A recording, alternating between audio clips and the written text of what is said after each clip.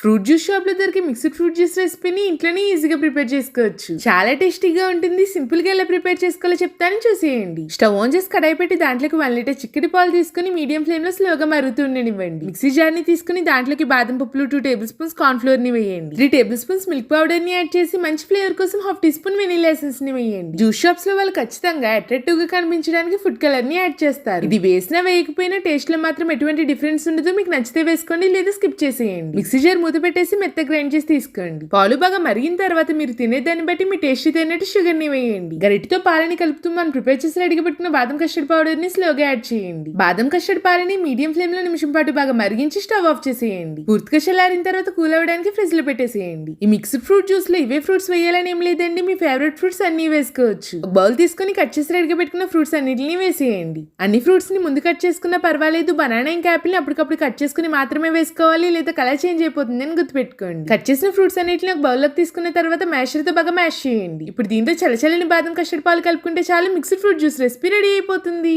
చాలా టేస్టీగా ఉంటుందండి, ఖచ్చితంగా ట్రై చేయండి. ఈ రెసిపీ మీ అందరికీ నచ్చిందా? అయితే లైక్ చేయడం మాత్రం మర్చిపోకండి. ఇటువంటి మరిన్ని రెసిపీస్ కోసం సబ్స్క్రైబ్ చేసుకోండి.